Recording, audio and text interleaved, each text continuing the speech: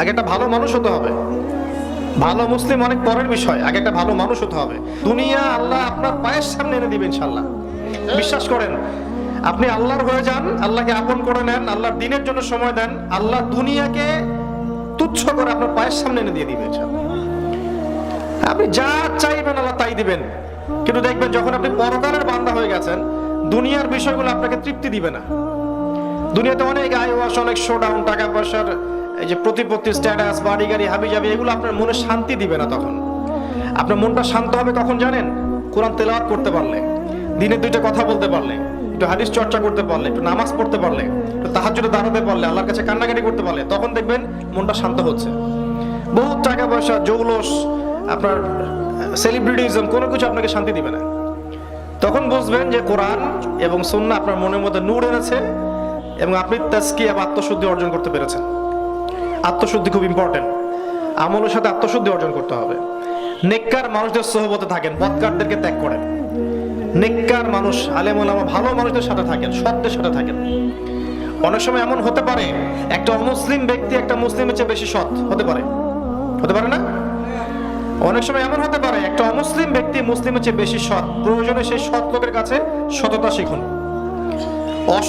অসৎ মুসলিমের কাছে অসততা শিখবেন না। একজন অমুসলিম যদি সৎ হয় তার কাছ থেকে সততা শিখুন। নবী সাল্লাল্লাহু আলাইহি ওয়াসাল্লাম নবী হওয়ার আগেও একজন ভালো মানুষ ছিলেন। এতিমের খোঁজ নিতেন, বিধবার খোঁজ নিতেন, তাই না? অসহায়ের পাশে দাঁড়াতেন, মিসকিনের পাশে দাঁড়াতেন। আগে থেকেই তিনি পাপ থেকে সম্পূর্ণ মুক্ত থাকতেন। কখনো তিনি মূর্তি পূজা করেননি।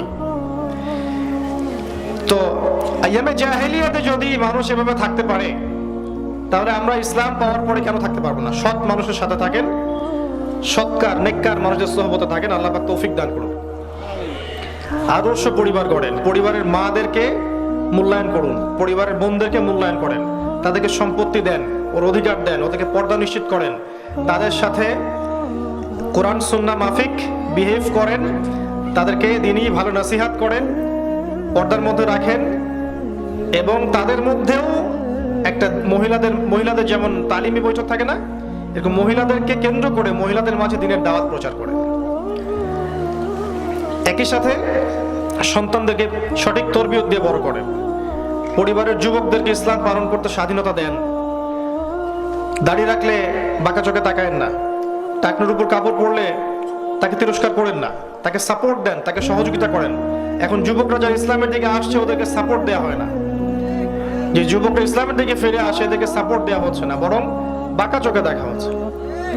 একটা যুবক গান বাজনা করতো, বাদ্যযন্ত্রের সাথে ছিল, নারীর সাথে নাউজুবিল্লাহ হারাম অ্যাফেয়ার্স ছিল, জেনা করেছে, মদ পান করেছে, হয়তো গাড্ডা পিটিয়ে সময় নষ্ট করেছে। এই যুবকটা যখন ইসলামের দিকে ফিরে আসে তখন দেখা যায় পিতামাতার টেনশন বেড়ে গেছে।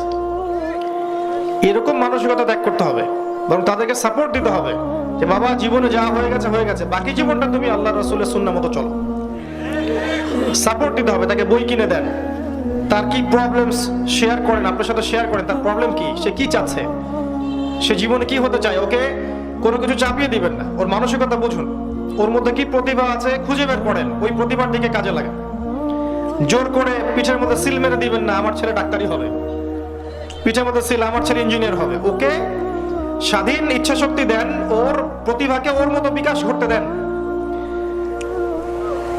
পিতামাতার অনেক প্রবলেম আছে, পিতামাতার অনেক কিছু বোঝেন না এখনকার, কারণ আগেকার ওয়ার্ল্ড আর এখনকার ওয়ার্ল্ড কিন্তু সেম না। এই জন্য অনেক বিষয় আছে হয়তো গার্ডিয়ানরা বোঝেন না। আর ইয়াং জেনারেশন মানসিক অশান্তিতে, হতাশায় ভোগে, পারিবারিক ঝামেলায় ভোগে। তখন দেখবেন গানের কাছে যাচ্ছে শান্তি পাওয়ার জন্য। আর গান শুনলে তো মন শান্ত হয়, তাই না? গান বাজনা শুনলে মন শান্ত হয় না? আপনারা এটা বিশ্বাস করেন না? সুবহানাল্লাহ। যে মিউজিক এর মধ্যে শিরকি কথা আছে, হারাম কথা আছে, জিনার কথা আছে, এগুলো শুনলে কখনো মনের মধ্যে শান্তি তৃপ্তি আসবে না। যে নশীদের মধ্যে, যেগুলোর মধ্যে আল্লাহর কথা আছে, পরকালের কথা আছে, হালাল কথা আছে, জিনার কোনো কথা নেই, এই ধরনের লিরিক্সওয়ালা নশীদ শুনলে আপনার মনের মধ্যে প্রশান্তি আসতে পারে। ঢালাও ভাবে সবকিছুকে হালাল করে নেওয়া যাবে? যাবে না। ইসলামিক মিউজিক আছে না, ইসলামিক নশীদ আছে না, যেগুলোর মধ্যে শিরকি কথা থাকবে না, হারাম কোনো কথা থাকবে না, জিনা থাকবে না, এগুলো আপনি শুনবেন, শুনতে পারেন, কোনো সমস্যা নাই। কিন্তু কোরআন আপনাকে যে শান্তি দিবে, এই শান্তি কি এখানে পাওয়া যাবে? তো যারা কোরআন থেকে মাহরুম, কোরআনের মিসকিন ইয়েতিম, এরা কি জানে শান্তি কাকে বলে? এরা কি জানে শান্তি কাকে বলে? এই জন্যই তারা শান্তির জন্য খুঁজবে, একবার এই দুয়ারে, একবার ওই দুয়ারে, একবার ওই দুয়ারে, দুয়ার থেকে দুয়ার, দরজা থেকে দরজা, ধাক্কা খেয়ে খেয়ে ফিরে আসবে, শান্তি কখনো পাবে না। পাবে?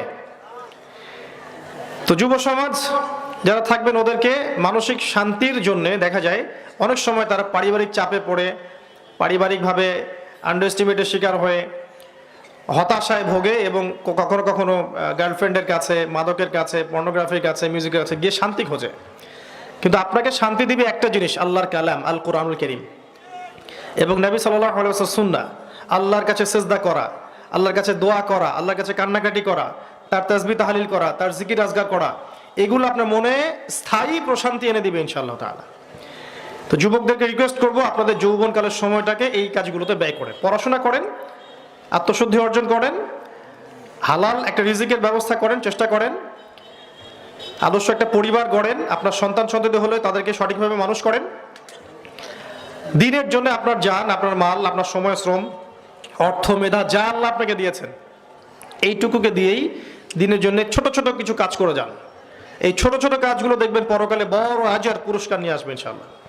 এবং সবার ক্ষুদ্র ক্ষুদ্র প্রচেষ্টাই ইনশাআল্লাহ ইসলামের বিজয়ের পথে কান্ডারি হবে ইনশাআল্লাহ আযজা ওয়া জাল।